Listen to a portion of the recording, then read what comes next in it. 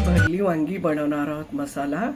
ही वांगी स्वच्छ धुवून पाण्यात घातली आहेत, त्याचे 4 काप केले आहेत। अशा पद्धतीने काप केले आहेत।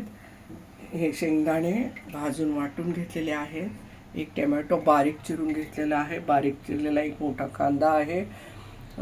कांदा लसणाचा 1 चमच मसाला आहे। 1 चमच मीठ आहे। पाव चमचा हळद आहे। अद्रक लसूण कोथिंबीरची 1 चमचा पेस्ट आहे आणि आपल्याला आवडीनुसार तेल आहे।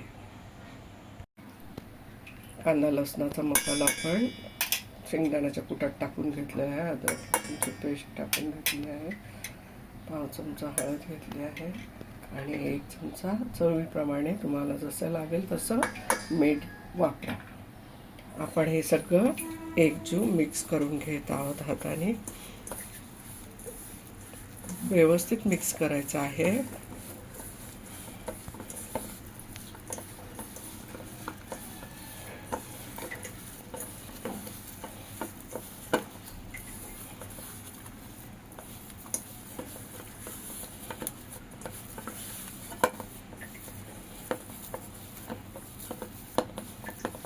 जर असं वाटत असेल हे कोरडं आहे तर थोडंसं पाणी टाकून घ्या थोडंसं आणि एकजीव संपूर्ण शेंगदाण्याचा कूट मसाले करून घ्या। आता आपण एकजीव करून घेतलेला आहे। हे वांग कापलेलं वांग घेऊयात आणि त्याचं पाणी निथळून त्यामध्ये हे मसाला भरून घेऊयात अशा पद्धतीने। आणखीन एक वांग दाखवते तुम्हाला कसं भरायचं आहे। हे वांग आहे अशा पद्धतीने आतमधून व्यवस्थित असं दाबून मसाला भरायचा आहे शेंगदाण्याच्या कुटाचा आणि ह्याचा। अशा पद्धतीने आपण सर्व वांगे मसाल्यात भरून घेऊया। आता आपले कढईमधले तेल छान तापले आहे। आपण कांदा टाकून घेऊ।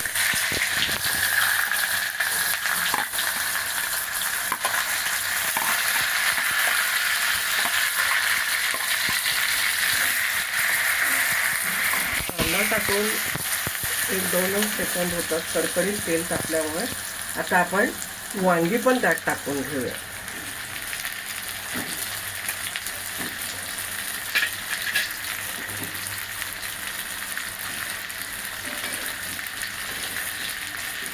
वांगी पण तेलामध्ये कांद्याबरोबर चांगली तेलात भाजली जाते।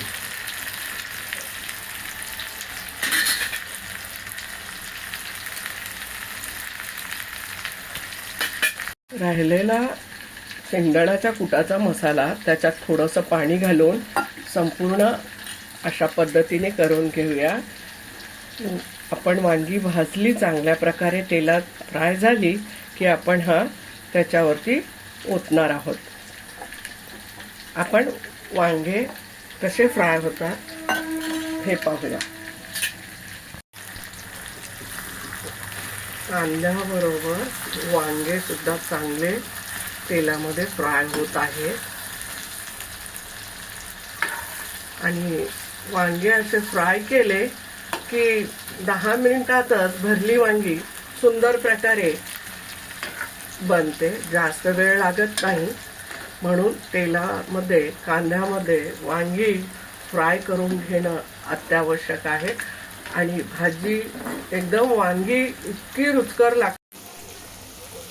वांगी तेलामध्ये आणि कांद्यामध्ये छान प्रकारे परतून झाली आहे।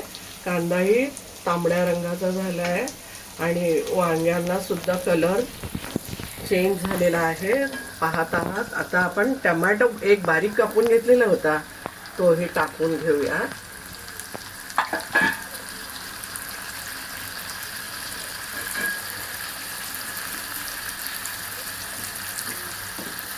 एक 5 मिनिटे टमाटा विरघळून जाईल आणि वांगेही छान पद्धतीने तेलावरच परततील। पाहूया पुढे। वांगी तेलामध्ये कांद्यामध्ये आणि टोमॅटोमध्ये चांगली परतली गेली आहेत।